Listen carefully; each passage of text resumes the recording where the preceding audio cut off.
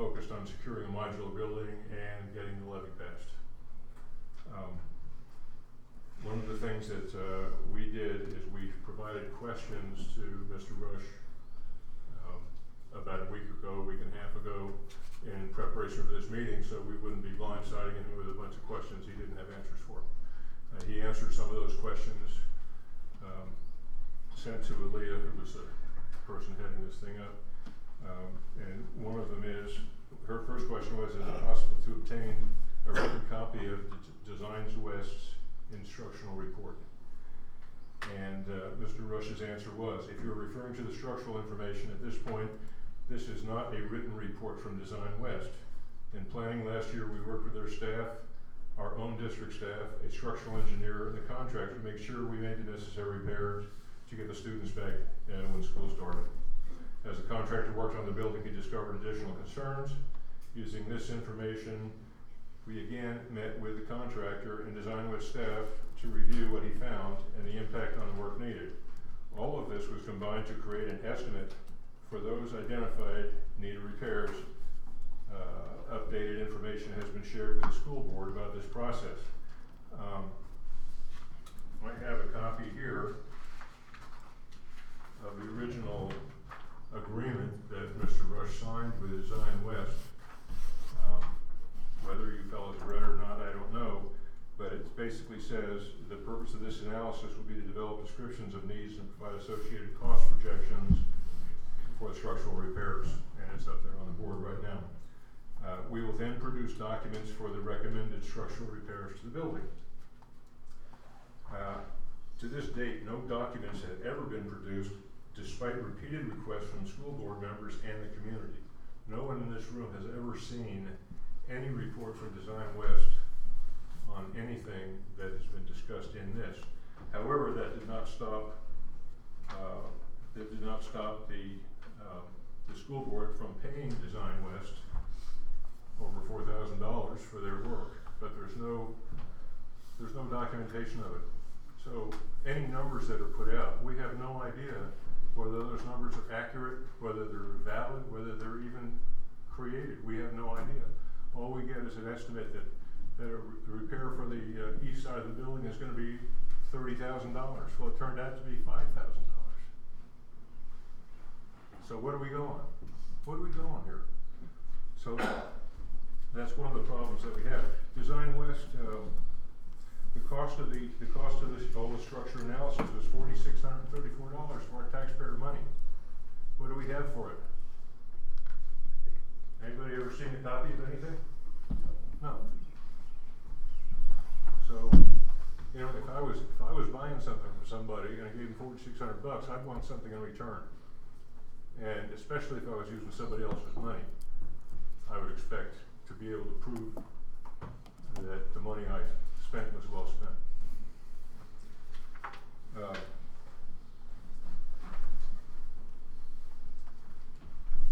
So my question is to Mr. Rush, where is the written structural analysis from the Design View West that you and Design West both signed on? There's the signed agreement. You guys agreed to do that. Where is it? I'd like an answer.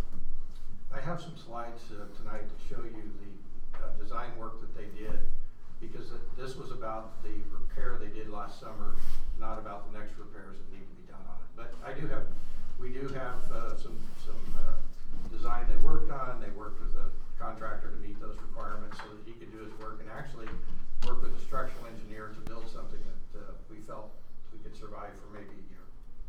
Well, that doesn't answer my question. Where is it? So no one has ever seen any documentation on that work. None. So, and you know, I've been in meetings before when I get this kind of an answer, and I hear this kind of an answer, and it's obfuscation.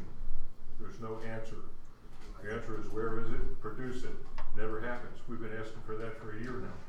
Do you want to bring up the slideshow for me? Okay.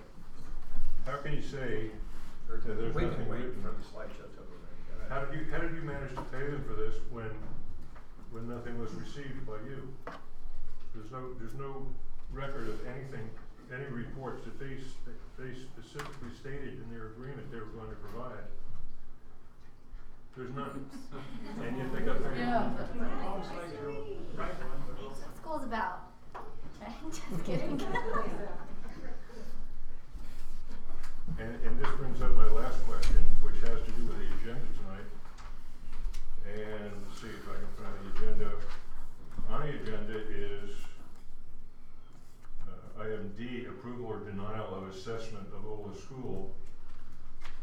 And I'm not sure exactly what assessment means. I'm assuming that means that you're going to discuss what what's needed in the school and what your plan of action is going to be.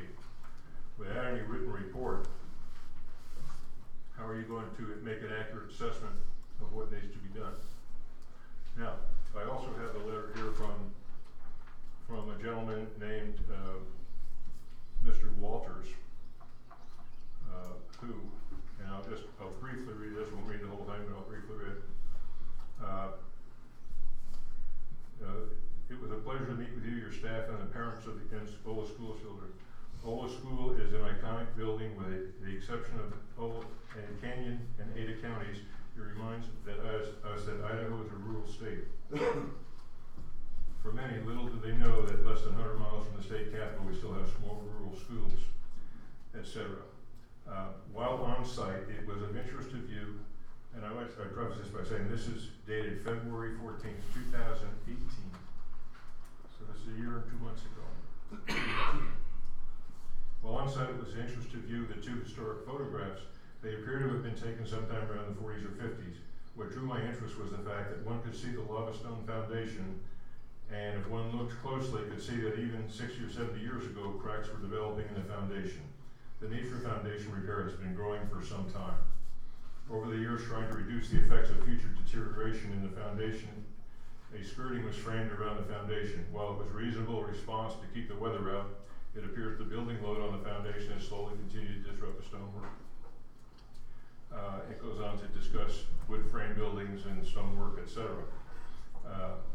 It means the building was designed to have continuous support foundation. So what are the options? The options are, number one, do nothing. That seems to be the one that's being followed so far. This option only means that there will be mounting distress on the building frame and rising costs of making repairs. Option two, mason repair to the stone foundation. This can be done, and it goes into, it can be labor intensive, and it could be potentially expensive. Option three, lift the building and install complete new and reinforced concrete foundation. Option four, have a structural engineer devise a sectional replacement of the foundation. And he goes on to talk about that. And he says, here's what I suggest. You mentioned in the conversation that the school board has to bid such work. That means that construction documents, i.e. plans and specifications. My recommendation to the school board to retain AHJ Engineers of Boise. And I'm sure that none of you fellows have heard that because this is a year old. The guys haven't. I have. Okay, very good. I'm Okay. Engineers of Boise assess and evaluate the conditions, prepare the construction documents. I recommend them highly. I have worked with these engineers for over 20 years, and they have assisted me in formulating solutions that are sensitive to an historic building while being practical. You should be more than happy to meet with them this summer and assist in devising a workable solution for the school. You can reach, and it gives the contact information, and it says, what we can't forget is that you have some deterioration in the siding. This will require replacement, and there are several molding shops in the valley that can reproduce that siding without a problem. Okay, he says, I know you folks want a cost estimate, so here goes. Let's select 2 and 4. Option 2, depending on the degree of deterioration in the stone foundation, simple repair, $10,000. If we have to do the total foundation, then be prepared for $40,000 to $50,000. Maybe less, but for the moment, let's go high. Option 4, $30,000 to $35,000. I would advise that as the summer comes, retain AHJ engineers. Let us formulate the best option, then work with the Idaho Heritage Trust to make a grant application, possibly in the range of $10,000 to $12,000. If you have any questions, please do not hesitate to contact me. I look forward to another visit to Ola. Best wishes, Fred Walters. Mike Walters, came to us on behalf of the Idaho Heritage Trust Foundation. Also, we have contact with another gentleman who is in, his architectural firm specializes in restoring antique and significantly historic buildings. And he's willing to help us in any way he can. He couldn't make the meeting tonight because he's in Idaho Falls.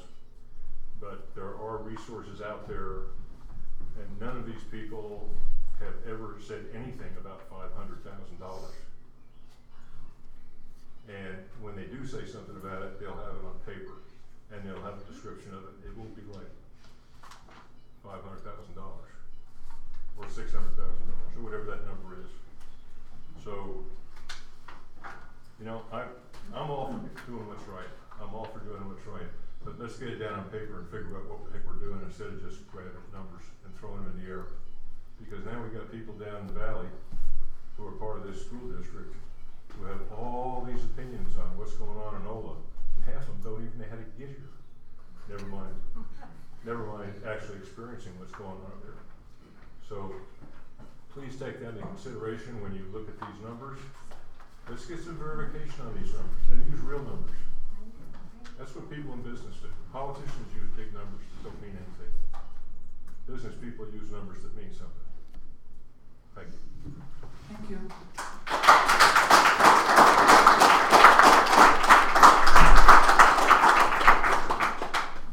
Next we have Susan Jacobus.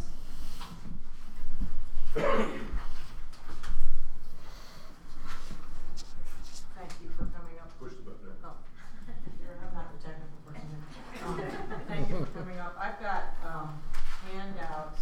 I'll just pass these around. I don't have a whole ton. Susan, could you kind of introduce yourself a little bit? Oh, yeah, sorry. Okay, I need one. You can Okay, have one. okay.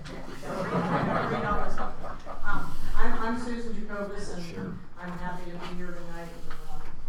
Just love this community, love our school, and just wanted to comment on a couple of things.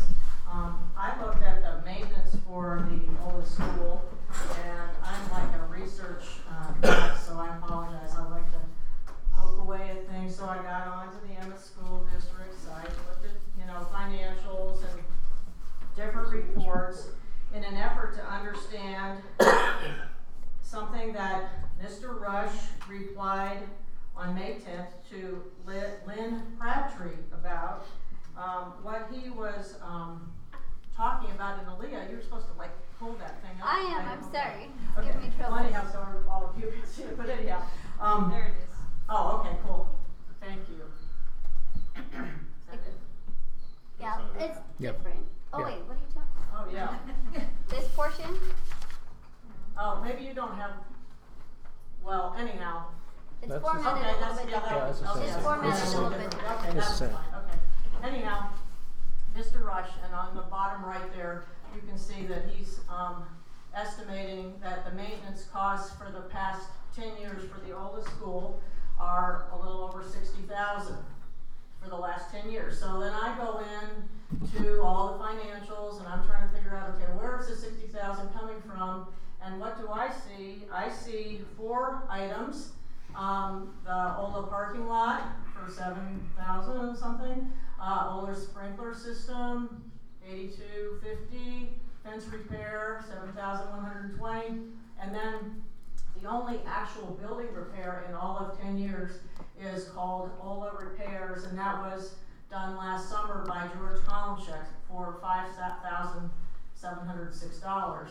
So that brings the grand total for 10 years to $28,000. I mean, that's what I'm finding. Now, maybe I missed something. And the same thing for the last 5 years. Mr. Rush, you've got $23,020, and I come up with $12,826. So I'm not sure where your figures are coming from, and I just wanted to present that because that's where we get frustrated. We can't figure out, we can't follow the facts, and most people like facts and figures. So from what I can tell, in the last 10 years, the school district has spent $5,706 on this oldest school building, just so you guys understand. So we haven't gotten much in the way of maintenance, which is a real problem if you're trying to maintain an old school.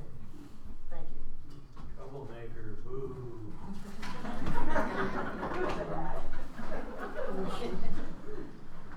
Next, we have Tim Buckendall.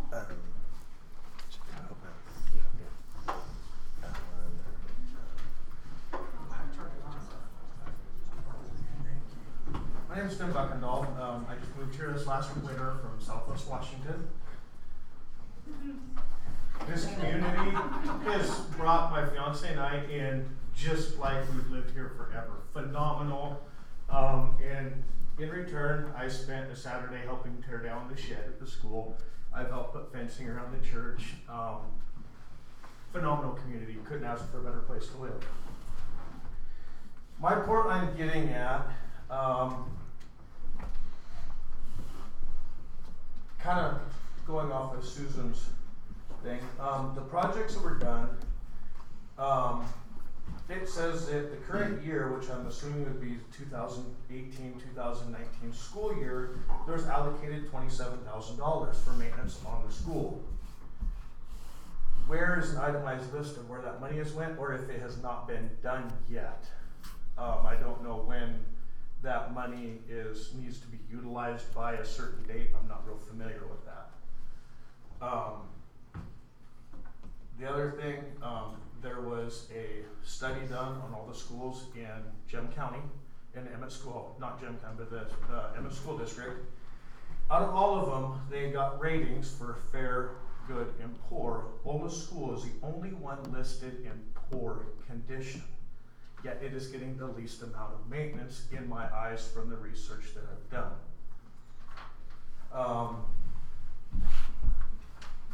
See if I can find the rest of my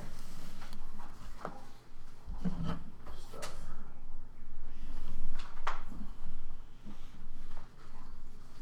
I guess that's kind of what I had to cover on it.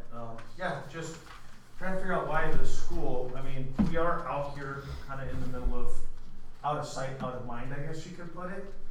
But as you can see, we're not out of sight when something goes on with the community that you try and take away from the kids. You guys talked about, I read on the Emmett school district paperwork, you know, they're here to make sure that kids get the best education, have good test scores, they've got phenomenal teachers.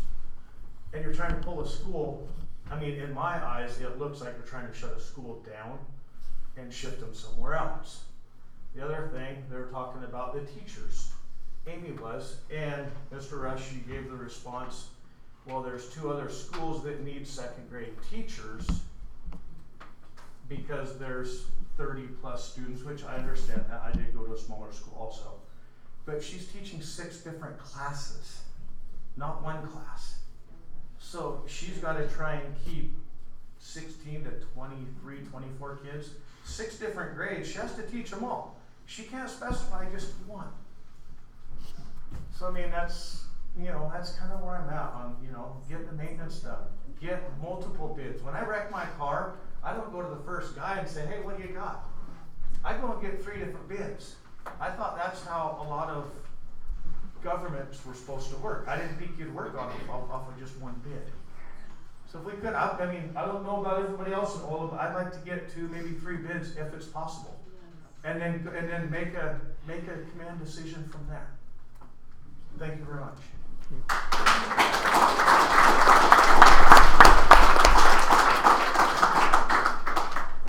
Next, we have Keith Bundy.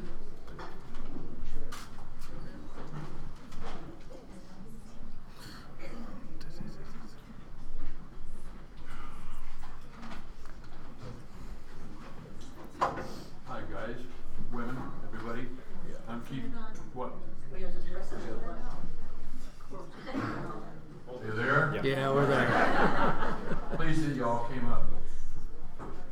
Shannon Miller provided 8 questions that we'd like to have answered. And I've been selected to ask the first one, but before I do that, I'm going to go off a little bit here. My biggest concern is if something happens at this school, then you've got all these little kids that are going to be riding the bus for umpteen hours a day for 13 years. 13 13 years. Haley, how many hours a day do you spend on the bus? She spends 2 hours a day. Okay, that's from the 7th grade through the 12th. If you put kindergartners and 1st through 6th graders on a bus, what's that gonna do to them? The state of Idaho is busting. People are moving in here like there's no tomorrow. You know, this school has got to stay here, and it's got to be 100% pristine. Because next year, and the year after, 5 years, we may have 40 children up here. You wanna see 40 kids ride the bus 2 hours a day for 13 years? I sure the heck don't. Really, I don't. My heart goes out to these kids. Okay, Mr. Rush, my question, the first one is, and you've seen these questions, correct? It's a 3-part question. All right, so we'll start with the first one. When Fred Walters, a recognized expert in historical building restoration, evaluated the old school building repairs, what items were on the list to be repaired? I have a slideshow to show you pictures, because I'd like you to see pictures to answer that question. If you'd like, I can do that, or if you just answer the questions, then I'd be happy to go through. So I think the pictures will help you understand from the February 14th memo that he wrote to where we are today, which is entirely different. Even Fred Walters admitted that when we got to the summer. It was an entirely different problem we were dealing with. But pictures are best, right? Because then you can just see. Well, I'd rather have it in black and white in my hand so I can look at it myself, personally. Well, I'll print them out for you if you'd like. I would appreciate that myself. Anybody else? Sure. Yep. Why don't we have the questions answered and then we can email them to Aaliyah, and you suppose you have everybody's in a group email, and then she can just send them out. Well, I'm going to finish reading Well, this question. continue. I didn't mean to Yeah, cut you that's off. all right. No, you're good. You're good. All right. Excuse me.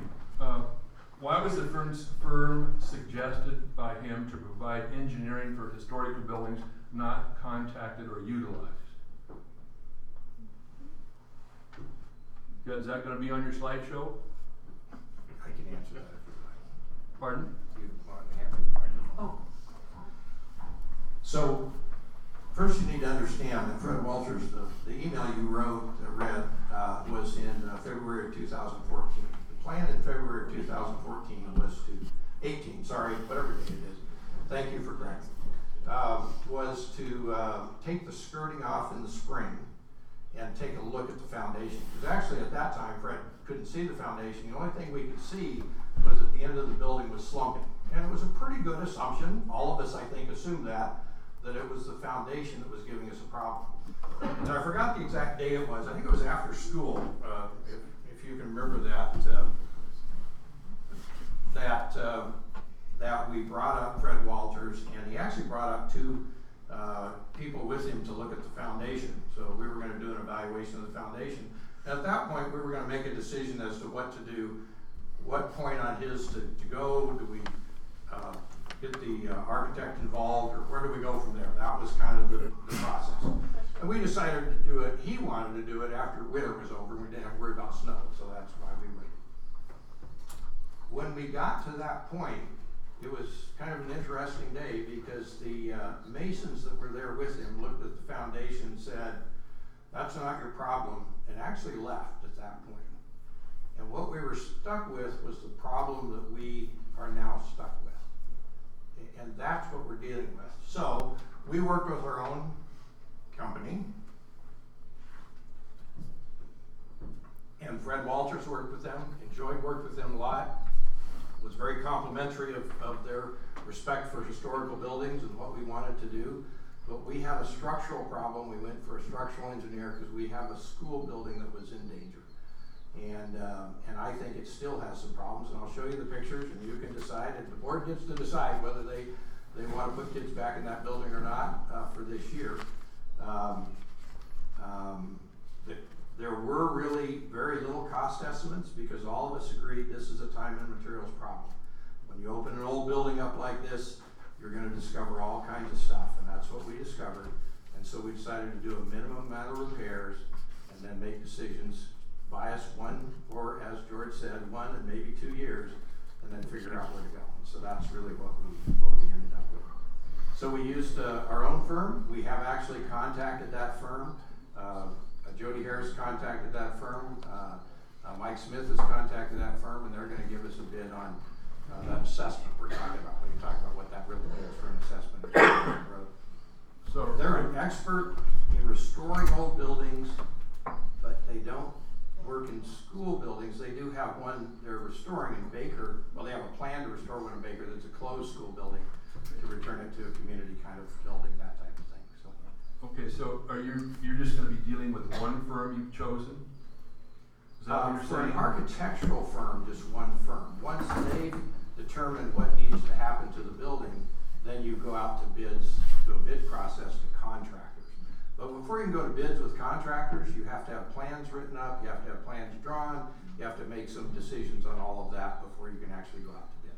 And that's just the process. So, you know, it's probably not one firm, because we're looking at using the architectural firm, a structural engineer, an engineering firm that probably will have both the structural, mechanical, and electrical engineer that they can come and do the assessment. And then we also have to bring in the code people, Department of Building Safety, and those to say what codes do we have to bring the building up to as we do these major repairs. That's just the process. Okay. So the price is not set by any means. The price is an estimate by an architect saying, well, this is what I know right now. Now we need to bring in, and that's what we meant by an assessment, a complete assessment of the building. And that's what either, one of these firms will do it. I'm happy to use the, what's his name? That's the can't remember the guy's name, I've got it here somewhere. The architect that does old buildings out of Boise. Okay, well, I got a little excited there. I missed the center part of the question, which I'm going to go to now. What cost estimate was given for each item listed? Now, is that going to be on your slides? We did this without cost estimates. We didn't know what it would cost until we started opening up this building. We knew it would be a time and materials, and we wanted to do it as minimally as possible, but there was no way for anybody to say, oh yeah, this is what we think it's going to cost. And I wish I could blow those pictures up a lot larger so you could really see them, but I'd be happy to have anybody come up and just really look at them. But we can go from there. All right, well, I want to thank all of you for coming to OLA. Appreciate it very much. And my heart goes out to the kids that are riding the bus 2 hours a day, 5 days a week, for years of their life. And there's going to be more kids. The way Idaho's growing, there's going to be more. Good God. All right, who's next? Who's next? Shannon Miller.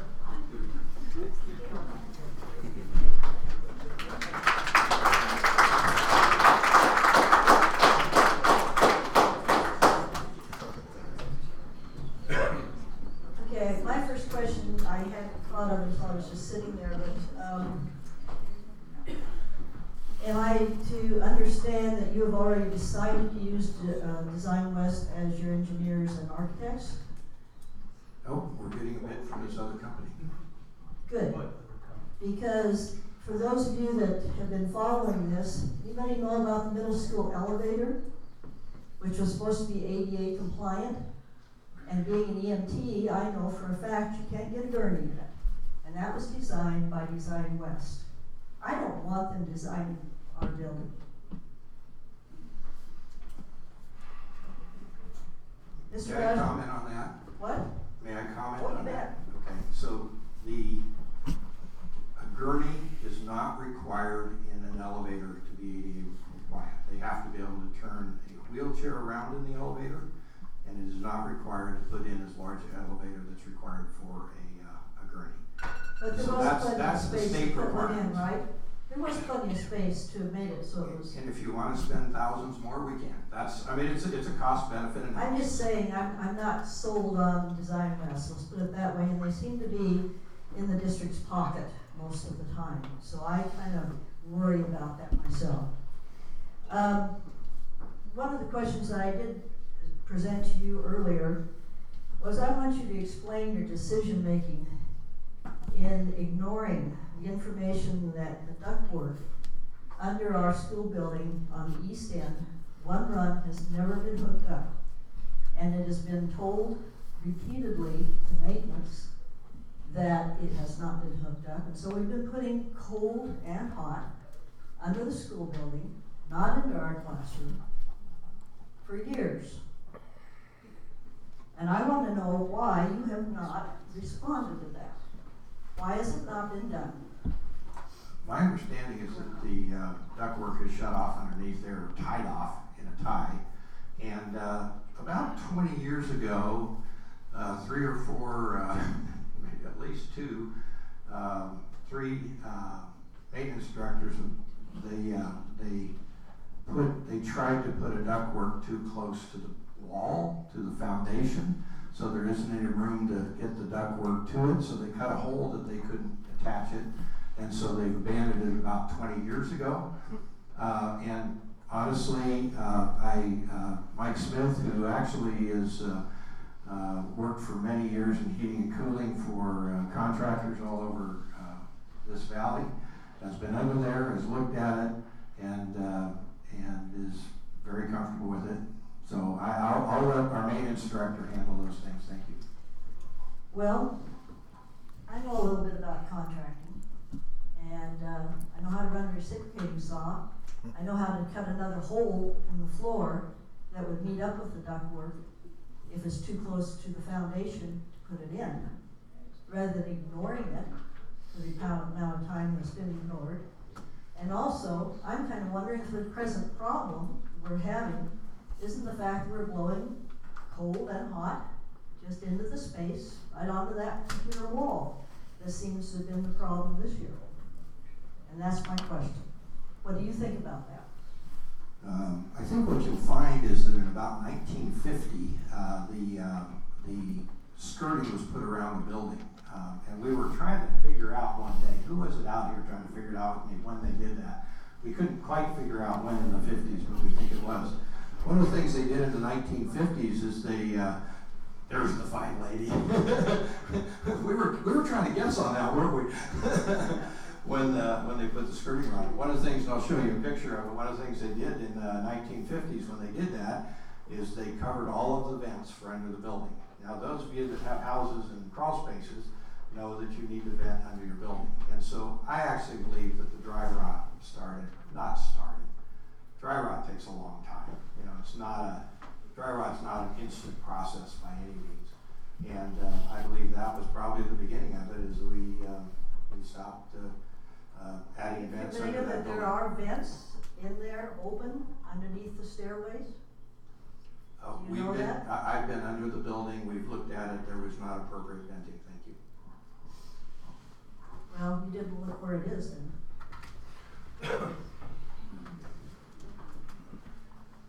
Lyndon?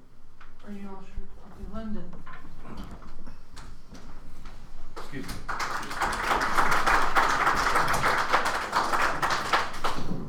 Welcome everybody to Ola. Ola's not really just a community, we're all family. I grew up here. I grew up the creek about 8 miles, and I've been knocked around, kicked around, and been in about every industry you can be in around here to make a living. Can you bring up some of them pictures I got, all the schools? Photos taken on Friday. I crawled into the school, and 8 years ago I crawled into the school, and I did hook up some heat vents at that time. It was cold in that east room. When I hooked them up, they started working. It started warming up that room. Well, in between then and now, they've come undone. But that picture there is an old vent that used to vent out underneath the north side steps. And when I was under there 8 years ago, there was a screen over it. It was open. And it's a big vent. It's about like that. It's like that. Go ahead, Liam. And this is the attic. We looked at the insulation in the attic. Yeah, it's insulated real well. It should easy. I went under there, took my little camera, and I dodged spiders right and left. They're big. I looked at the timber underneath the school. I looked at the lumber. The lumber is in pristine condition. It's got a main beam that runs central, east and west of it. You can see some of the sub floorboards, they're like new. Now I know around the outside of the school, there's some rot, and I know there's problems. Now that vent she's showing you there is one that goes to the east room that actually works. You can see the main beam, you can see the rocks, you can see the original shims on top of them rocks under that beam from 110 years ago. They're still in place. They're still there. There's some of that good looking lumber right there. Good, I don't know where it was on, but it's good stuff. Rough cut, but it's good. It's solid and it's strong. Go ahead, Lee. And you can see some more pictures of it there and there. All right, there's an unused vent that's just covered with duct tape, and you can feel the air blow through that duct tape. Go ahead, Lou. There's some unused parts from when they did do the duct work underneath the school. And I'm telling you, there ain't a whole lot of room under there, but there's a lot of spiders. Now there's the vent that's not hooked up, and if you're under there when the heater and the air conditioner's working, you'll feel air come out of that vent. That's another picture of the one that's just been taped up. And that's the same one that just showed that was unhooked. It's broke. It hasn't done anything for a long time. That's a heat tube. It looks just like that heat tube right there. Okay, go ahead, one more. That's what they should look like. The one on the left side of that picture, it droops down to the ground. It was not put in quite up to par probably, but it's working. Go ahead, Leah. There's a close-up of the one that heats Ola and cools Ola. Keep going. This is your center beam on the rocks. The original shims are still on top of them rocks. You can see some of the electrical work. But them shims have been there 110 years. They haven't cracked. They haven't broke. They're not warped. That beam is not warped. It's solid under there. And I realize on the outside edge of the building there's a lot of dry rot. And I don't know how much it's going to cost to fix it. I'm not that kind of guy. I'm sorry. I just crawled into there and took some pictures. I wanted everybody to see actually what it really looked like. It's full of spiders. But anyhow, there's some more pictures of the beams and the support. Brush right through there. And that's the southwest. Let's hold it right there. That southwest vent or southeast vent is close to a small vent in the foundation structure. There's two of them now that I never saw before when I was under there the first time. You know, there's small vents like that, and I'm sure there's some on the west side of the building too, but they're not exposed. And like Mr. Rush says, dry rot takes a long time. I wish we could have addressed this a lot sooner. I wish people would go under there and look. Now there is a layer of visqueen that covers 2/3 of the dirt underneath there. And that helps become a moisture barrier. Well, there's still 1/3 of it or more, almost half, not covered. So you got bare, wet dirt down there, which is promoting more dry rot. So that needs to be addressed. Anyhow, pictures, you can see the wood under there looks good. If you can get through the spiders, you can even touch it. Me, I was just trying to get out of there before the 8 beam. There's another picture of a vent right there. Now there's a vent on the south steps too. And it's also been covered in the last 8 years. And it was a big one, like this. But it's been covered with tin, and the one under the north steps has been covered with cardboard. And I know 8 years ago they were open, and last year they were digging little kitties out from under the school, so they were probably just closed up in the last year. And anyhow, that's about all the presentation that I got.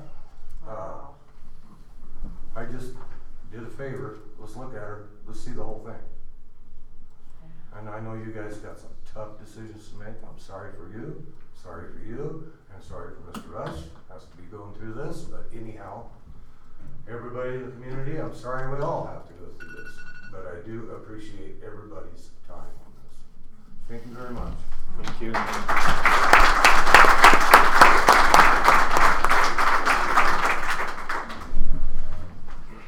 Bert Durham?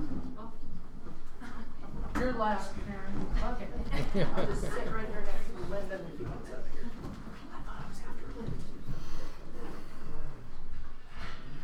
My name is Bert Durham. I own the property on the northeast corner of the schoolyard. And several years ago, the fence was taken out over there. And I was told last summer, I came to the school board meeting and mentioned it. And Mr. Rush and I talked about it. And then about a month later, a guy came up and said, we're gonna get that fence put in before the ground freezes so we can dig the holes. And that's the last I've seen or heard from anybody. I've tried to call Mr. Smith and haven't been able to get him on the phone. So I was just wondering what's happening in that area.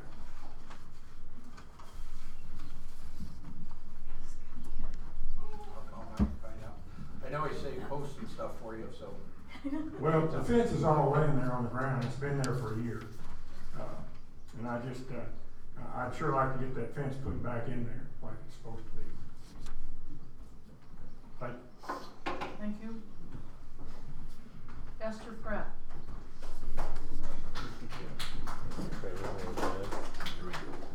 I am a resident of High Valley, really, now.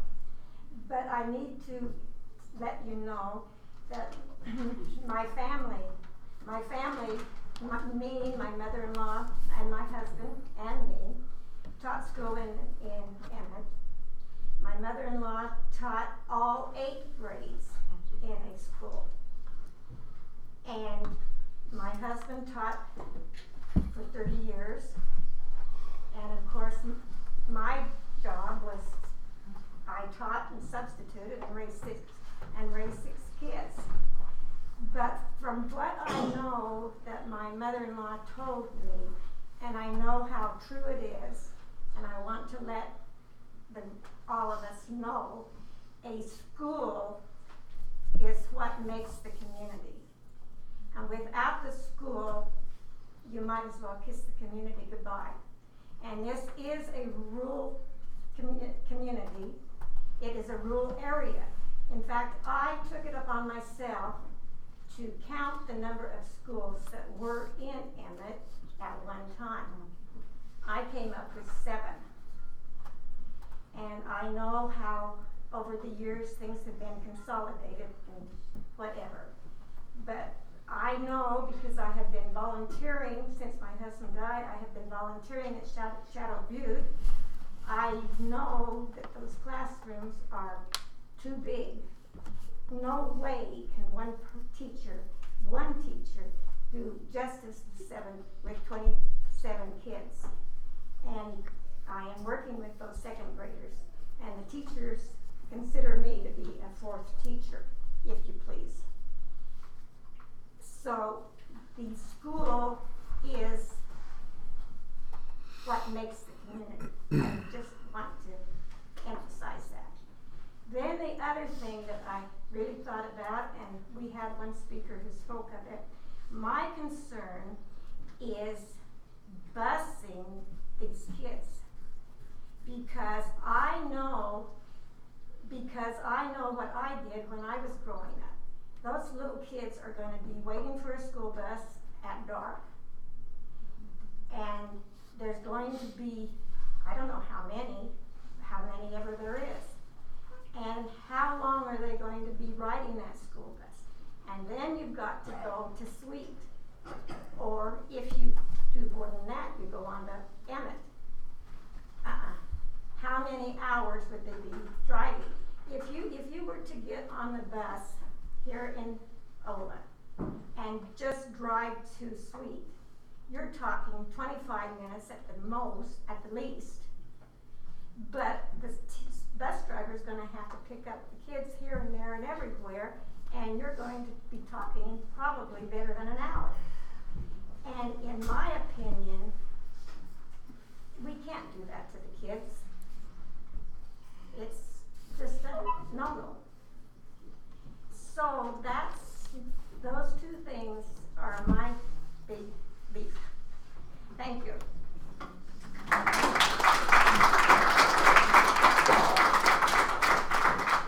Gloria Sutton.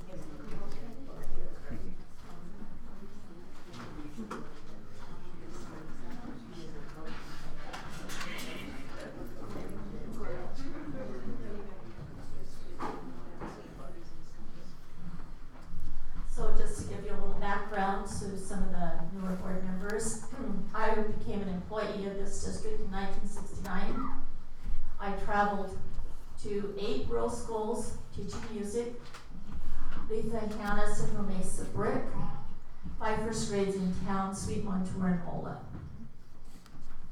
The district policy at that time was to shut as many rural schools as they possibly could through neglect. We are the only one left of those schools that I taught in. The reason that we are the only one left is because the community has stepped up to the plate time and time and time again to make repairs, to paint. Amy's mom and their family painted the inside of the school once. My family, my kids and my husband, painted the inside of the school once. Art Bill and his kids painted the outside of the school once. The installation that you saw was bought and installed by the community.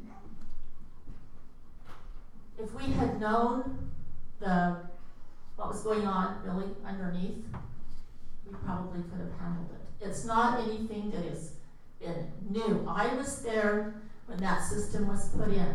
I watched John's Plumbing chop a hole in my room for the air intake with a pickaxe. I was there when they cut the hole in the floor and they said, oh, rocks. My room was the room where there was one duct hooked up. One. The other room was warm beyond warm. My room, one hooked up. So we used little heaters. The kids were mighty glad to come to reading because I had the heater under the table. But it's not a new problem. That heating system was installed in the late 80s, early 90s. And the school district has known about those problems. The school has been open. I've had skunks under my room every year because bigger skunks chased them there. Ross Willie would go underneath the school, but he threw 3 boxes of mothballs into my room, so then I had skunk and mothballs. I've had pack rats in my room. We had kittens in the heat vents. The school has not been totally closed off, and when we had a bad windstorm, Mr. Herrick called us and said, quick, get all of the children under the school. Yeah, well, the fact is, the school has not always been closed up since 1955, obviously. I guess I'm kind of the wrap up here on some of the things that have been mentioned. The contractor did mention to several people that he felt that the repairs that he had done last summer would be good for 3 years. And we had talked to the district, can we do this in phases? I myself offered to write grants and then was told that no grants were necessary, money was available, that we could do the work in 3 phases. Where's the paper trail? We never got any detailed numbers enabling me to write a grant had I been able to do it and on the right time frame, because you have to have, when you write a grant, you have to have every screw, every nail, every stick itemized and how much it's going to cost, and then that's what you spend your grant on. It's all very detailed. We did not get that help. The electrical, I called Glenn Morrow, who was an electrician for years in Jim County, and Brian now has that business. Our school was rewired. If you look in the building, there's conduit all the way around, and there was a new breaker box installed. And so we'd like to know what exact section of the electrical code that we are violating at this time. Also, earthquake readiness. Our school has a strong foundation, a solid foundation. That was not the issue. It's sitting on the hardest rock you could ever find in Jim County. And I would like to know how many of the other schools in Jim County are earthquake compliant, and are they being threatened? I would also like to mention, as Esther did, we have a total different weather pattern up here. Ronnie can tell from hauling cattle. The minute you start up at Little Squirrels, every ridge you top, the roads just get worse. My kids rode buses out of here, and there were times when the bus didn't make it to Sweet to hook up with the high school bus. And at that time, the communications weren't very great.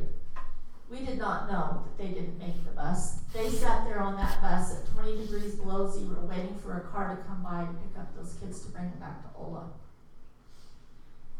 It just, from Little Squirrels up, it's a whole different world in the wintertime.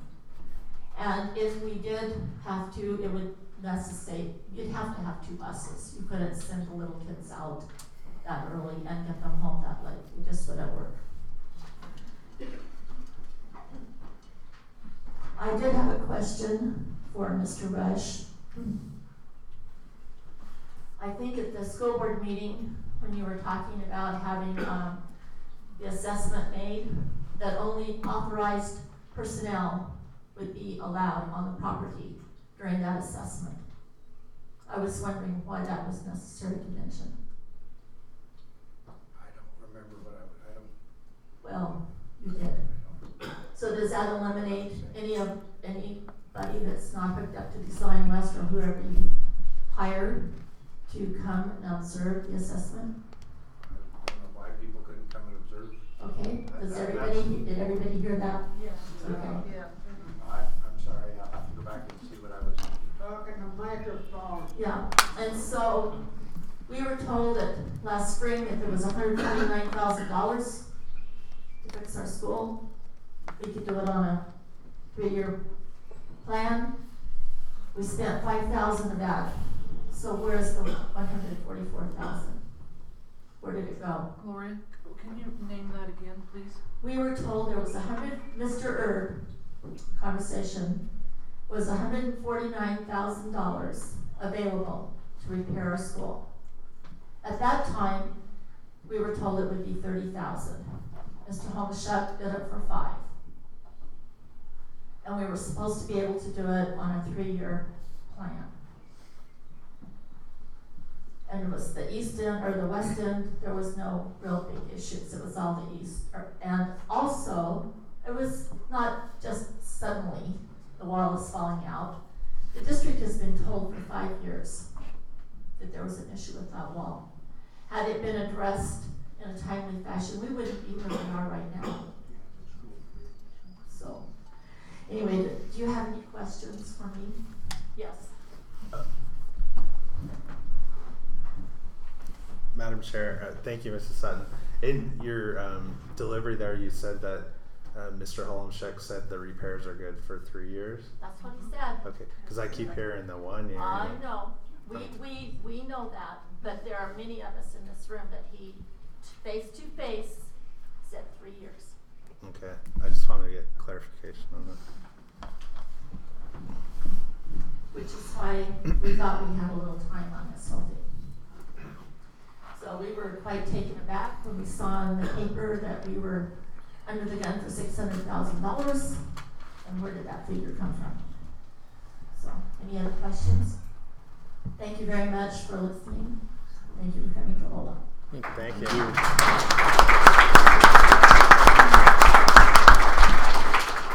Karen Bruner.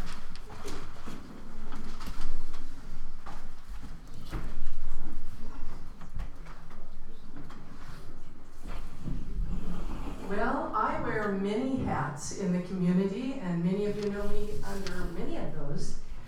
One of them happens to be that I sit on the Jim County Historic Preservation Commission. And I know that it's been said, Lyndon pointed out the amazing wood beams that are under this 110-year-old school. And if you've ever had the delightful agony of looking at old beams that sat in the Pew sawmill in Montour, and the wood and the beams that were in the McConnell house that sat in Montour in 1978, that the Bureau of Reclamation decided to torch you would have a good sense of why I came today. This is not a difficult decision for anyone. First of all, you have a 110-year-old structure that is structurally viable. You've had a number of good experts, including Mr. Walters, who knows his business, that have been here and looked at the building and said, this is doable. This does not need to be torched. It does not need to be torn down, but it will cost you something. Now, I always enjoy a comment like Mr. Rush made about cost-benefit analysis. 30 years as a financial planner, $85 million under my management, and I can tell you a lot about cost and benefit analysis. So let me start off with that for your considerations. And that is, every teacher I've ever known, every board member I've ever chatted with, their number one desired contributor to a school are the patrons, the parents. They all beg and plead for parents who care enough to come to a school event, who care enough to talk to a teacher about the troubles that their child is experiencing. I've heard it from the district, I've heard it from board members, I've heard it from teachers. Do you know where I never experience a lack of parental involvement? Ola, Idaho. This is not a difficult decision at all, because what is the child's education worth? It's priceless. You want to see the benefit to a small school like Ola? Let's talk about the graduates that have come out of an education that started in Ola. Let's talk about their contributions to a community, not their distributions from that community. They're not your average juvenile delinquent. They're not your average adult drug dealer. That's not who comes from a small rural school like Ola, like Sweet Montour. Those are not those kids. What is that worth? How much you want to spend on future prisons and jails? And I know you might think, well, she's going far afield on this one. No, I'm not. This is foundational. This kind of an education is foundational, not just to this community, but to this county and this state and this country. It's foundational. It's not a difficult cost-benefit analysis. The benefits are going to be priceless. The cost, minimal. And if you need help with that, we've got grant writers willing. If the Syringa Ladies Club in Sweet can do what they did to a 120-year-old building, I can guarantee you the Ola community can finish taking care of a school. It's not a big cost. Those beams prove you've got structural soundness. Get the checkbook out, write the checks, you've got the money. It's not going to be a tough decision. I don't envy your job. I think it's pretty simple. Write the check. You've got the money, and if you don't have the money, let me at the books. Because as a financial planner for 30 years, trust me, I can tell you where you can cut and find the money for this school and for these educators, because this community deserves it, and their children deserve it, and it's your job to make sure that our children get the best education available for the dollars. And these are minimal dollars. I've seen what you spend on other schools, and I've seen what you've spent in Sweet Montour and in Ola. You are coming out way ahead on this one. Keep this school intact, get the repairs done, invest in the future, do the work to preserve this truly iconic school, and the community behind it will be there to back you every step of the way. I will guarantee that.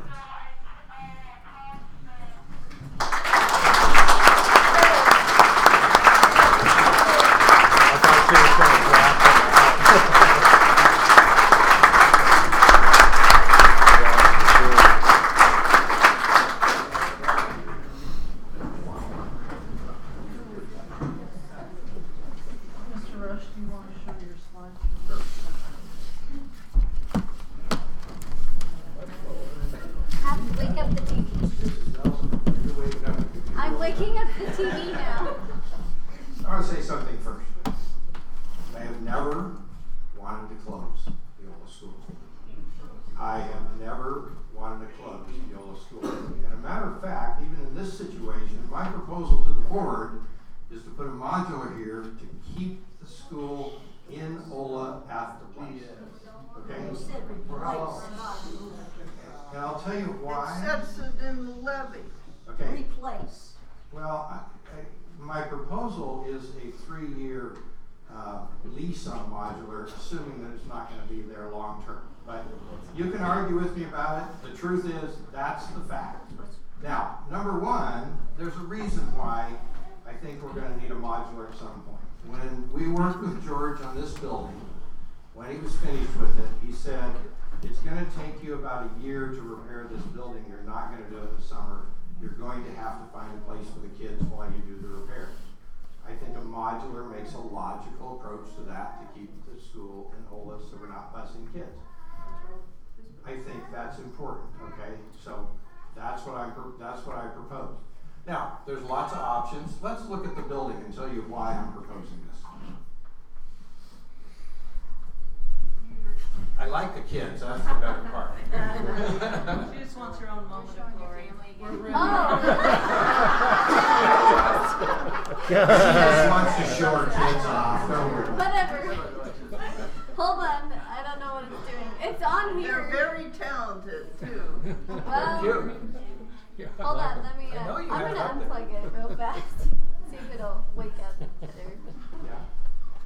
Okay, so the community hall has been offered before, and it's a lot less than a modular building. So why couldn't we just use the community center here? Well, I think we'd have to talk with the community, but we would take it over for a year, or however long it would be. We're right here. Okay. We have bathrooms, we have a kitchen, plenty of room. Yep. A fenced area for them to play.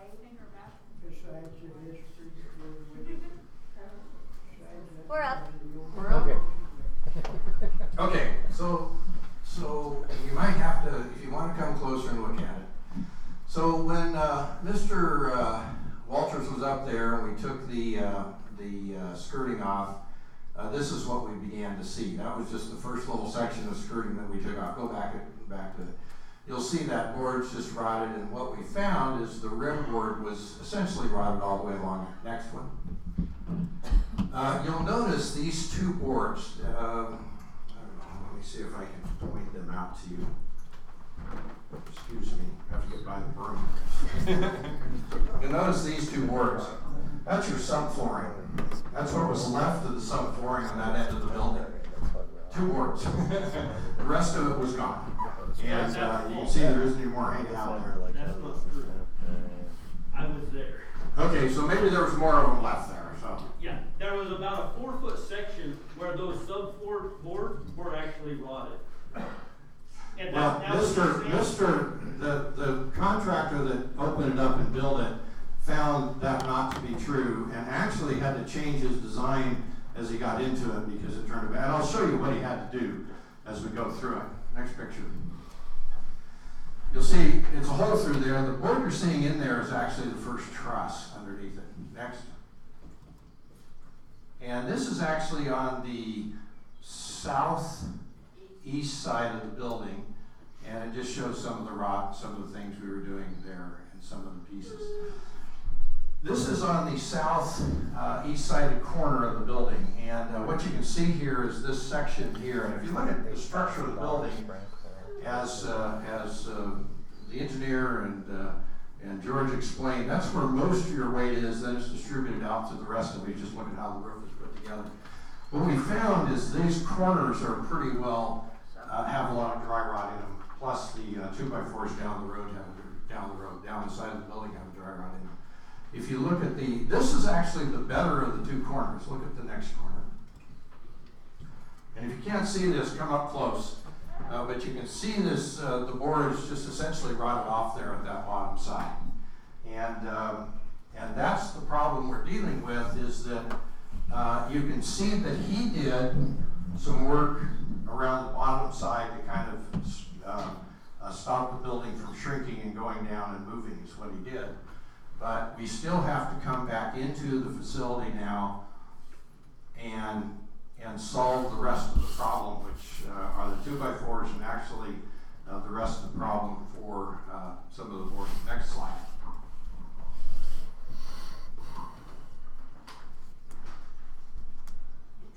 This again is a picture on the, again,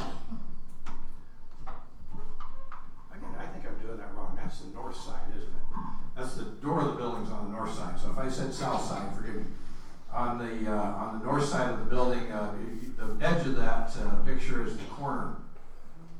One of the things he discovered here that was a surprise to him and us as we got into this is that the floor joists at that end of the building, although they look real good, I agree with you, when you crawl underneath there, only had about 1 inch, which was actually not dry rotted away. And so he actually had to go back in and replace that floor joist or stub into that floor joist to strengthen it so that he could actually go through and do that. Next picture. Can I ask you a question? Yeah. Hopefully to shorten things up.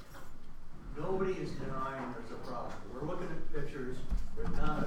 There are some people here that could probably give you a wild ass guess what it would cost to fix it. You've hired somebody to come up and look at it supposedly, and it got nothing in writing about what needs to be repaired, what it will cost.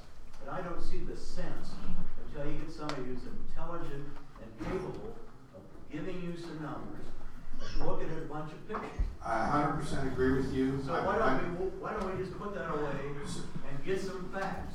Okay. So what I proposed to the board at the last board meeting.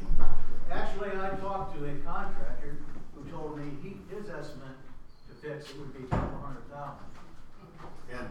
And he may be right. I'm not saying that isn't the right number. But you seem to be saying 600 must be a pretty close number. I've heard that. What I'm saying in my proposal to the board at the last board meeting, I gave them a proposal. They wanted me to go get another one from I have his name right here, Trout, Mr. Trout. And we're getting that proposal so that we can get that done. But we need to do a complete assessment of the building to figure out what we need to do. He'll give you something written down with numbers. Written down with numbers, and we're going to have to look at, we may not need to do anything with the electrical, but we have to ask the question. Because when you start doing major work like this, the code people get involved. And the code people might or might not. I can't tell you, but that's why I need a company to come in and do the work. Are you agreeing with me? I'm not trying to. They might or might not say, you've got a problem you're going to have to change the piers through the middle because you can't rest it on rocks anymore because it's got to be looked at. Now, I don't know what they're going to say, and I'm not going to tell you how they're going to say. It has to be looked at. It's time to find out. What? It must be time to find out. You're trying to make decisions with zero. I think it's time to find out. I agree with you 100%. I think we need to have that assessment done. And once that assessment's done, then we can sit down and start making decisions about what we do with the building. That's my proposal. My other proposal was this. I am worried about putting the kids in the building for the next few years until we get that figured out. Now, maybe I'm wrong. Maybe the safety of the kids don't bother you. It bothers me a whole lot. And those 2x4s in that building, George said this, the structural engineer said this, he said basically what's holding up that building, especially on that side, we didn't take off the stuff around, so I'm guessing on the other, I think it's better, because I did crawl under there, and it looked like it was better on the west side than it did the east side. So, unfortunately, when you got to the edge, even on the other side, you started seeing some problems. But my proposal was, I don't know whether I would like to recommend to put the kids in there with the 2x4s essentially compromised along that whole side. That's my concern. My question is, Mr. Rush, what it says to vote for in this levy is for your proposal for the school, and that it would be shut down completely after 3 years. Did I read that wrong? I have never said to be shut down. That seems to be what the levy's saying. That's why everybody's kind of. Well, and I apologize if I was a crappy writer and said something But my proposal was, and still is, that we need to have a safe place for the kids while we figure this thing out. Figure out what's going on. Now what? If it's $200,000, then the board's gonna have to figure out where to get $200,000 to fix it. But that's until we know a number, and have an honest assessment, and we know what the code people are gonna require of us and what those types of things are, it's all speculation. How did I get the $500,000? No, I'll tell you. George Holmschak, Mike Smith, the architects, two people from the architectural firm were sitting around my desk, and they're talking about what George said he thought needed to be done to the building. This is what he said needed to be done. Now, we're not even certain yet, because this is his opinion. We need to have an assessment. He believes we need to go in that building and pull out the floor section by section, and we'll probably need to put in centers down it because of the earthquake issues with rock. We don't know yet if it's a requirement, but he thought that probably was going to be true. And he thought it would take us to take center out. He was surprised at what he was finding along the edges of the building when he was working on it. Now, whether that's all the way down it, I don't know, but his suggestion was to take it all the way out through it. There are some other things that we get into when we're there. Honestly, I don't think it'd drive the cost up too much, but you're going to have to make ADA compliant bathrooms and a couple things. Those bathrooms are horrible. We don't need ADA compliant bathrooms. We need bathrooms that a normal human could walk down in the winter. Amy knows exactly what I mean. Because you can't walk to the bathroom with all the coats there. It's impossible. But that's what I think. That's my proposal. It isn't to shut down the oldest school. I don't think we should shut down the oldest school. I don't know. It depends what the costs are. Yes. I got a question. How many more assessments are you going to have before you do something? One. So if we don't know, why is it on the levy? What is on the levy is to pay for modular, so we have building. I don't know, this is the original. But we don't know. This isn't the revised. I think it says that. That's the one that's mailed. That's the one that's mailed out. This is the one that was mailed out. If you'll go back to those pictures, if you really believe. Mr. Rush, I was there through 2 of the meetings with your firm that was up there. I crawled underneath there and personally spoke with them about the assessment. So, you can't pull the wool over my eyes. I'm not pulling the wool over anybody's eyes. You're trying to. The rot is in those boards. Do you agree with that? I do agree. In the 2x4s. So the question is, do you want to leave the 2x4s rotted and put the kids back in it? That's the only question. And the board gets to make that decision. I don't. So the board can decide what they would like to do on that. May I do a PS on my time, Mr. Turn on Gloria. Oh, you need the microphone. Thank you.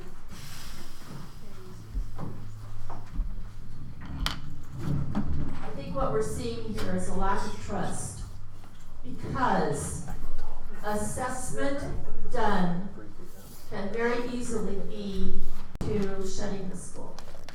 If the state comes in and deems us not viable as a school, it's real easy for the district to say you're done.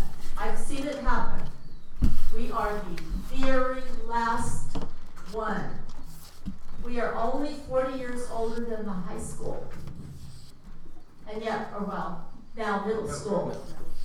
And look at the money that's being put into that building. We're only 40 years older than that. On the levy, it says specifically, vote yes to replace the Ola school. You cannot ask us to vote yes when the levy says to replace the Ola school. And in the newspaper, the options were to give the building to the community. Why would we don't have the land. Another option would be put modulars, tear it down. That was in the paper. That was an option. Modulars last a very, very short time. When that lease is up, they're gone. Where are our kids? That's the questions. That's where we're at. The trust is not there.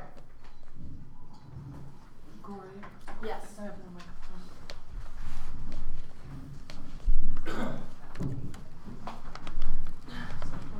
We'll take one more question. Mrs. Bruner. I'm just curious, I heard earlier, I believe the number was 4236, was paid for an assessment. Yes. Did I miss either the word or the amount? 4236 was paid so that we could get the engineer to look at it and work with the George and determine what had to be done to the building and through that process. They did not do a complete assessment of the building at that time. So why did with the you pay mechanical. 4236 for an incomplete assessment? Yes. So I'm missing the boat there on that one, and let me just add the fact that if you do get the levy passed, why can't you as the board consider the money for these so-called modulars, allow that right into repair of the school, and use this facility right here as it was previously discussed, and everybody, I think in this room anyway, except maybe the new guy that showed up last year, everybody else knows the community said you can use the hall, and the community will make accommodations for any of the functions that go on here for the school kids. So I don't think you need modulars, but it'd be great to have all that money set aside so you can do the repairs. Just a suggestion.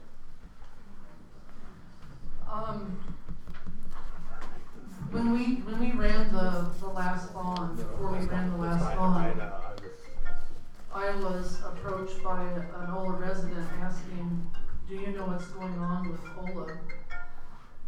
And I said, no, I don't. So I came up here and I took pictures of the Ola building. And it disturbed me because every school in the district had something wrong, and money was for the bond was going to be for those buildings except for Ola. So I presented it to the board, some pictures, and asked why Ola wasn't on the bond. In the meantime, Fred Walters came up. He worked with Jay Hummel. Jay Hummel was our assistant superintendent. He's the one, Mr. Walters gave the 4 options that Mr. Jacobus read the email. Now then Mr. Hummel got a job in Oregon as a superintendent, so he left the district. So in the meantime, George came up to do the southeast corner that we were talking about, that he mentioned it would last 2 to 3 years. Me personally, I did vote for the modular building for the kids to have someplace safe. I do know that this building is available as well, but to have some of the kids go someplace while the school is being fixed. So we needed somebody to come up and do an assessment, so I dug out the email from Mr. Walters. And I've studied Mr. Walters, and I'm into history, and someone with his stature to me, when he recommended that we go with AJH engineers, I think that we need, as a board, we need to go with the best people to get in there, because to me it's going to be a one-shot thing. We just can't keep up in the floor and fixing it this way and then up in the floor another couple of years and doing this corner. And while to me we're under there, the foundation's gonna need to be done in the floor and step-by-step process. George Holmashek did say it's gonna take more than the 3 months of the summer. You cannot do that type of work in the summertime by the time the kids get back into school. So to me, having an assessment done by AJH engineers, and they work with Trout Architects. I mentioned this at the meeting the other evening, and they work together on many jobs, and both of them are interested in coming up here and doing an assessment and instructional assessment and the architectural assessment of the school. I think if we get those 2 assessments done, then we can narrow down the numbers So maybe it's 200,000, then folks who, are willing to do grant writing can start looking at different grant writing areas, and in the meantime, some people in the facility committee, because we have a facility committee going around touring buildings, because we're trying to get a bond in the future going. New high school, new middle school, there's all kinds of questions. We postponed the bond proposal for people to do have their night to propose the bond at a different meeting, because it's gonna take a while, because they've put in 9 months of touring buildings and touring other school districts. Some of the people in the facility committee had mentioned to me, maybe we need to get the assessment from OLA and then include them in the bond, in the next bond. So right now, to me, I think tonight on our agenda is approval or denial of assessment of OLA school. We just can't be wasting time, and we need to have a plan, and we need to communicate. And I highly recommend, if AJH is who we go with, and Trout Architects is who we go with, then the board needs to be included in all communications, and we need to communicate with the public, because they're our boss. I do not agree with busing the kids to school. I'd like to see the OLA school be preserved. It all depends on how that assessment comes back. If it's astronomical, then it will, I want to see numbers on paper. And so do we. And I want to see numbers on paper. I want the best of the best to get in there and do a good job and get us on the right track and move forward. So, Madam And Chair, it's hot in here. Trout Architects are currently working with AJH to get us a bid on how much it would cost to do it. They don't think they can get up here until the beginning of June, according to the Trout Architect. But Trout's his last name. I can't remember what his first name was. I think it's Steve. Steve Trout, yeah, okay, thank you. So that we should have that, if the board wants to approve to move ahead with that without seeing the numbers, that's fine. We can move ahead with it, or if you want to put a not to exceed number on it, you have a number already, so, you know, you can work on that number, whatever you'd like to do on that. What number do you have already? A not to exceed number, they bill you by the hours not to exceed the 7,500. Was that from H&H? Did you say that was from? No, we haven't got the H&H bid on it yet. This was designed last. Go ahead, Mr. Weeks. So, Madam Chair, to the community members of OLA, I want to see it preserved too. We need some definite numbers. We have to have those numbers. This day and age, you do not know what you're going to get at any given time. I want you to be aware of that. It has to be feasible and economical within those numbers. That's all I ask of you as a community to understand when you're presenting this to this board. That's all I ask, because I want to see this preserved. I love a lot of you people sitting in this room. I've known a lot of you people sitting in this room for a long time. I want this for you. But it all is going to depend on the numbers. Can we agree on that? That's all I ask when you're presenting this to the board. Why don't we let the board members Go ahead. go Madam through Chair. and speak, and then we'll go ahead. Okay, I'll go for it. One of the things I just want to point out, we did reject all the bids for modulars at the last meeting, and I'm convinced that well, when we vote on a levy, we got to make sure that money's used in the way it's intended. I do think that if we don't need to buy a modular or rent a modular, if we can use this community hall to do that for us for a short-term business to go ahead and repair the existing structure. I don't think we're gonna get in trouble on that, but we got to be very clear what we're doing. We can't just be shifting funds around without explaining exactly why and that. And I think everybody understands that. It is not the intention of the board. We have not taken any votes to indicate that we intend to close Ola School. What we have done is we did vote on modulars to go out for bid to see what the cost would be to house kids until we found a more permanent solution. So that's kind of where we're at. You know, I went to Hannah School. Some of you know where that was. And I fully understand that multiple grade classrooms can be very effective. And you know, I went to college and it worked most of the time.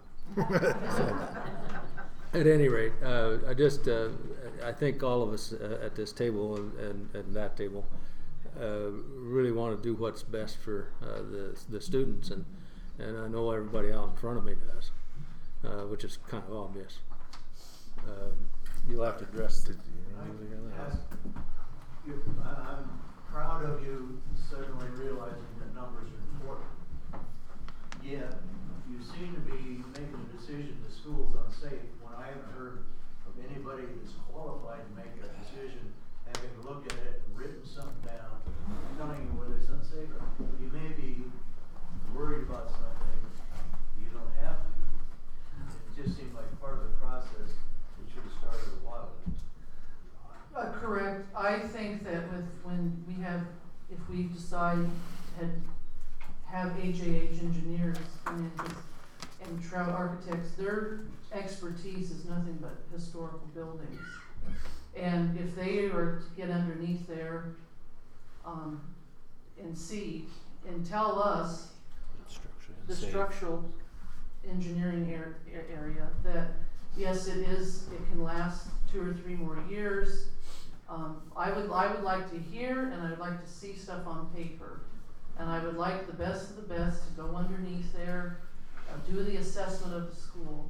Someone that Fred Walters suggested, and if you all Google Fred Walters. That makes sense, but you've already actually voted on spending money based on a bunch of imaginary numbers and somebody saying things unsafe, which boggles my mind as a taxpayer, let alone concerned about the school. I think that with that proposal, which you're talking about, 4700 Design West, correct me if I'm wrong, Mr. Rush, that was for the assessment of the construction that George Holmeshek had done. So the document that's up there is an example of some of that design stuff that they produced. While I was there with them, we climbed through the trusses, we did an assessment of the entire building. We climbed through the entire crawl space of that building, and look, we poked the board to see what was rotted. So if he's saying that this is just an assessment for that one east wall, I'm sorry, but that is not true, because we assessed the entire building twice. You're absolutely true.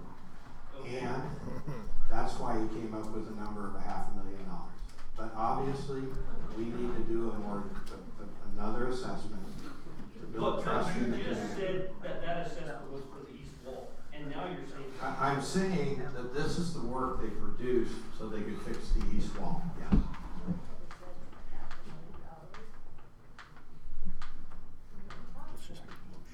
Yeah, dude.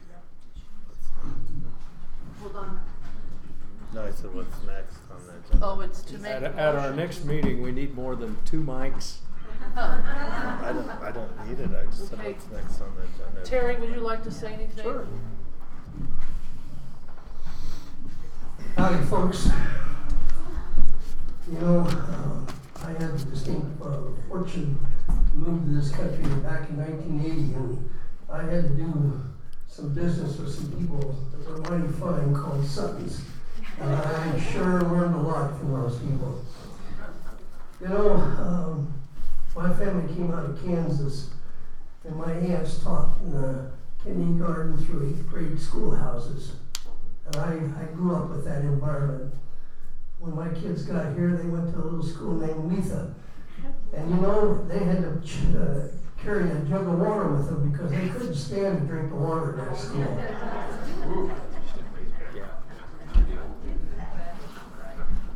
You know, then we moved to Hannah, and we all know what happened to that school. And then I had some kids go to a school named Mesa, and somebody said something here about we shut these schools down because of was it the word neglect? You know, we shut them down because they were neglected. I agree with that. I'm here to tell you, my heart's with you. And we're going to do what's right for you. That's what's right for somebody with a computer or a bean counter or whatever. We're going to do what's right for you.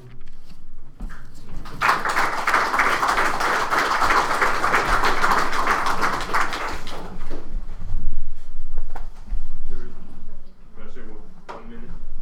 Go ahead, Mr. Jacobus.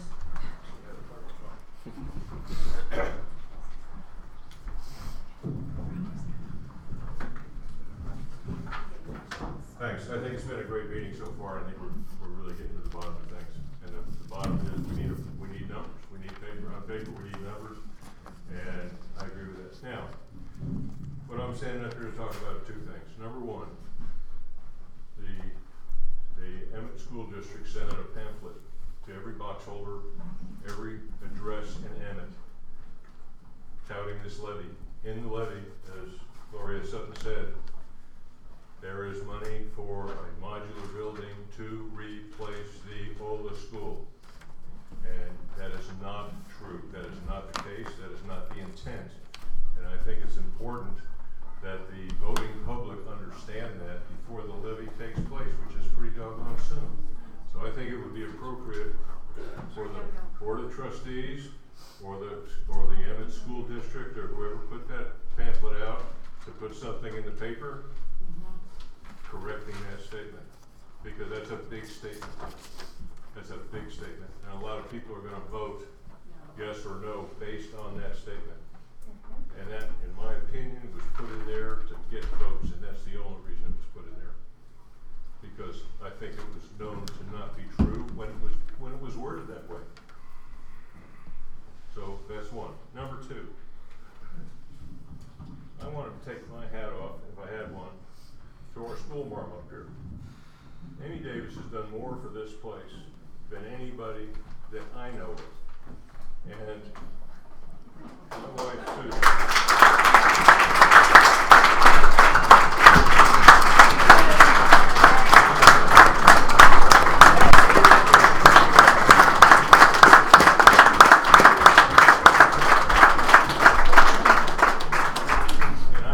I dare say that there's nobody in this school district that can do the job that she's doing up here with 6 or 7 grades of kids, all different sizes and ages, and producing the results that she is. Now, it's very easy to go online and get information.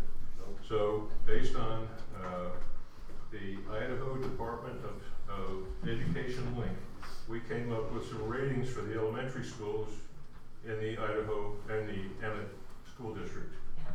And they are Kenneth Carberry, Shadow Butte, Sweet Montour Elementary, and Ola Elementary. And Ola Elementary was the only one recognized as a top performer by the Idaho Department of Education. They are twice as proficient as the Kenneth Carberry School, which rated itself is rated 33.67%. I don't know how that's computed, but it is a number. Ola is 63.64%, as opposed to 33.67%. That's the difference between high and low. That's between Ola and the lowest in the district. As far as achievement percentile, and again, I don't know how that's computed, but it's posted on the Idaho State Education Department board. Calvary School received an 11.02%.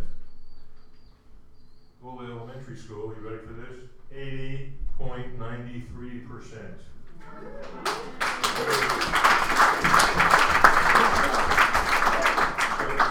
So to say that the Ola Elementary School is far superior to any other school in the district is not an overstatement. And yet, in the infinite wisdom of this board, we have our director of curriculum, Dr. Cindy Roberts, has chosen to be a coach for Amy. A coach to be a teacher up here. She should be up here having Amy coach her.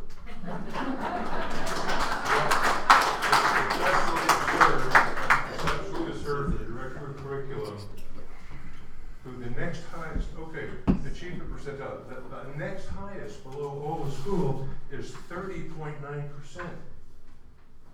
And we're at 80.9%. And they're sending somebody up here to coach our teacher. Now tell me if that's not ridiculous.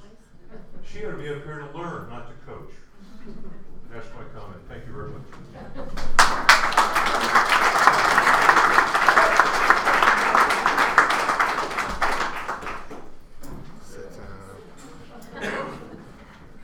I appreciate that, thank you very much, but I want you to know it's not just me, it's just a team that we have. It is absolutely a team effort, it's not just me, it's a team. Whatever you want to say. No, thank you.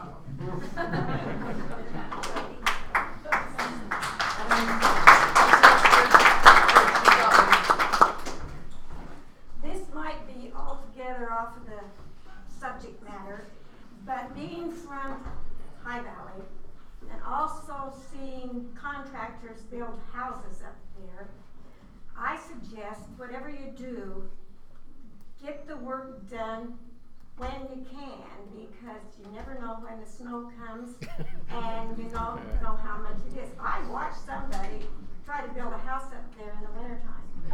I did watch it. It wasn't very successful, even though it got done.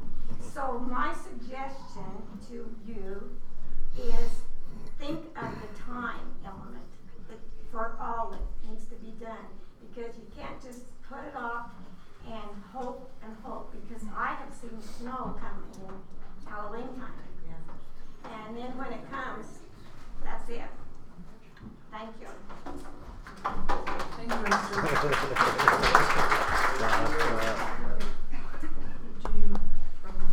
I'm sorry, I just have one question. Just tactically, who does what on what day to book the assessment so that it's delivered on what day? The who, the what, and the when, I think is what we're looking for. Well, if the board approves AJH Engineers and Trout Architects, then the school district will contact them and have them scheduled. Mr. Rush had mentioned that it's not until June, and they will come up here probably together, do the assessment, and then email out to us what they suggest, the numbers, if it's safe, how long it will be safe, give us a ballpark figure, and then we need to sit down as a board and make a plan of action and communicate with the community of Ola. Thank you. If it's going to be safe for a year or two, can we not set in place a plan that says by this point we're going to have this in place and this and this, and have some kind of a long-range plan? And maybe by doing that, we can actually keep our kids in school most of the time and won't have to use this facility as often. Also, I just wanted to apprise the board, I talked with Diamond Heating and Cooling, and they're willing to come up and do a free assessment of the heating system, and so they can get the ductwork out from underneath of there and put it on the walls like Mike Smith had suggested 2 years ago, and get the heat pump so whatever runs off outside rather than inside, and that would open us up to have a decent sized bathroom there. I've already drawn up a plan Yes, I think a good idea, a good point that was made, Mrs. Miller, is I would think it would be a good idea for the board to sit down with AJ, if they're willing to, AJH and Trout, and to make a plan of action on paper. And on this, get their suggestions. From here to here, we could do this, or a timeline of schedule. We have to have that to write grants. We have to have grants. We have to know that. So next on the list, so is the board, are you ready to approve, or we need to make a decision of approving AJH and Trout Architects to come up and do the assessment? I'm fine with the motion tonight. I don't know about the rest of the board. Yeah. Do we know what the numbers are? They're working up the numbers, so no, we don't have numbers yet. So it's kind of hard to make a decision on a number. Well, What we need to do is put it out You mean as far as for, the number of what this ask gonna for an cost to come and do assessment this? by Yeah. them. Do we need a number for what, limited number of what we're gonna pay for that assessment? Is that the general? I think that's a good assessment. So where we are right now is we've asked them to put together some numbers for us. One of the things they've requested, and Mike's gonna send them like all of these pictures and stuff, so they just have some idea of what they're dealing with up here as they start to put some numbers together. And then we can move forward with their assessment. So I'm assuming it'll be similar. I don't know. I mean, As far as that bottom dollar, you think it'll be pretty similar? well, I mean, Who knows? how would I know that? I know that. Yeah, but I have one number, so I would expect it to be in the range. Yeah, okay. You know, but I'm sorry, I can't. Yeah. I can't know things I can't I don't know know. if you can make it. Madam Chair, I would move that we go forward with an assessment done by AHJ Engineer. AJH. Okay. A little dyslexic. Okay. AJH engineers and Trout. Yeah, Trout's the architectural firm, and they work with AJH. Because we can't. is there a second? Hold on. Terry, second? Okay, I'll do a roll call vote. Any more discussion? Yeah, for discussion, Madam Chair. I would just say that obviously it's in motion to get the numbers as Right. far as what the assessment's going to cost. We can't make a decision on going with them right out of the gate if we don't know what the proposal is. This is to get the numbers. So I have a proposal for the board that might speed things up. And if we hit a glitch, the motion can also stop things, okay? So why doesn't the board say, let's do an assessment using Trout and AJH? It's a complete assessment, that includes mechanical and structural and that part. And we'll move forward if the assessment does not exceed, if the amount of the assessment does not exceed, and if you wanted to do a higher number, $9,000 or something, or, you know, pick a number that you say, I don't wanna go over that, and if we do, I wanna stop and go back through it, okay? Yeah. I think you have to do that. Yeah, I mean, is that okay? I'm just trying to move this forward as quickly as we can, unless we hit a glitch, and then we can Because if work we on do it. that, then we can make that motion. I'd like to make friendly amendment to that motion, if it's okay with the second, to include a limit on the payment of $9,000. Is that agreeable? Do you hear that, Terry? The question I want to know is, are you for sure they can do that for that amount? I mean, what if they come and say, you know, if we only had another $1,000, we'd give you an appropriate assessment? Well, you have a bid right now not to exceed 7,500. From who? From Design West. Okay. To do a complete assessment. Design West. Design What about the other firm? When I, We don't have an assessment. I've asked them for a bid, but I don't have it yet. Yeah. I think we need to wait. it would be Well- around very similar to that amount. Okay. With that information, I will concur with the maker of the motion. This is what he signed on for Design West. It was all by the hour, so I don't know why. Oh, there was a limit. No, it's by the hour. There's Well, if you look at that sheet, you'll see right above the hours, there's a sentence, not to exceed $7,500. The hours is how they bill you. This is how these companies work. So they bill you by the this one, hours. it did say that. If you want, I can come over and point it out to you. Yeah, I'm not sure it's this one. I thought it was in this one we got the other night. We got it in the one that was sent out, I know. This is the proposal from design. I don't know which one you have there. Yeah. Oh, no, that's a contract. That's This is the one we got the other night. Yeah. This is the proposal on it, and you'll see right above there's that sentence right there. And I'm reading upside down, so if I'm pointing at the wrong thing. The one he's talking about is dated 2019. Yeah, well, I was just showing you, this was for the structural analysis, that's what he did. But that's we just put out. Oh, right, but I just. Why can't we just refer to the decision and say allow explanation? Okay, we have a motion We by need to Mr. motion it I am your attention, we need to thank make a you. motion so that we can get a bid from We have a motion by Mr. Hamilton, a second by Terry. Yes, ma'am. Couldn't you restate the motion, please?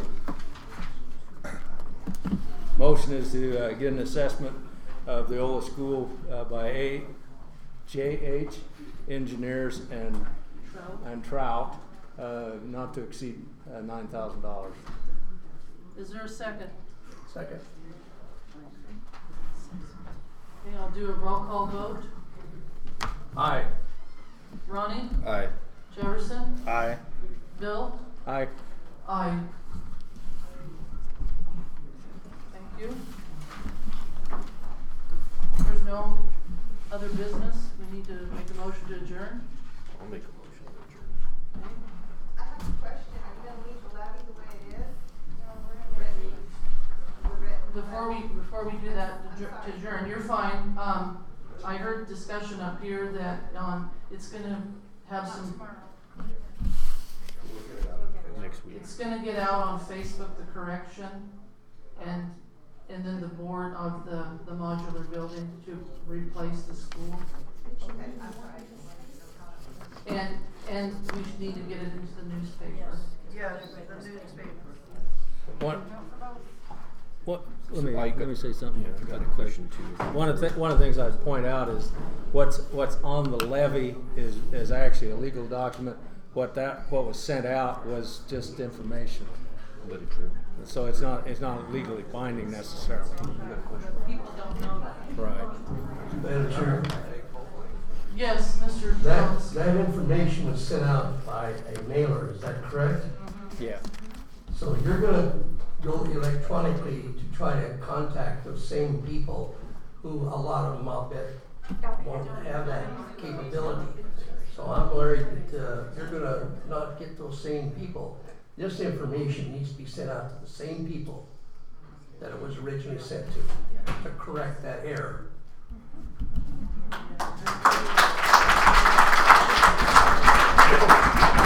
Mr. Weeks, do you have a question? I do, Madam Chair. So while we have Ola community here, we have approval to use this building if need be, correct? To house students? I didn't hear that. Say it again. How do we get that approval? Excuse me. We have a community board, so it would have to go through the community board. Okay, that's what I want to make sure of. I'm the chair. And Danny Weaver is one of the board members. There you got your board members. Yeah, board members. 3 of you? Yep. That's all. Well, that's why I asked the question. Okay. Now my next question is, from state of Idaho, what does that do as far as housing students? I don't think there's a problem. There shouldn't be a problem, correct? I'll ask the question. I don't think so. Because I think that's a fair question to ask as well. It is a fair question. I'll have to ask somebody that question. But I'm going to let the state of Idaho answer for that. Because we don't need to be getting ourselves into some trouble we can't get out of. So, thank you. I'll second to adjournment. all those in favor say aye. Aye. Aye. I'm done.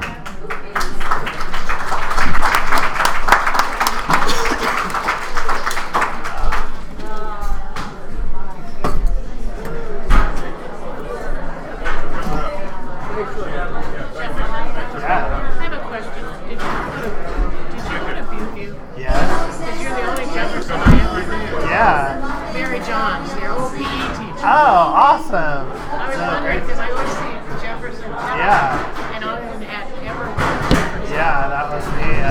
Yep. Well, like 79.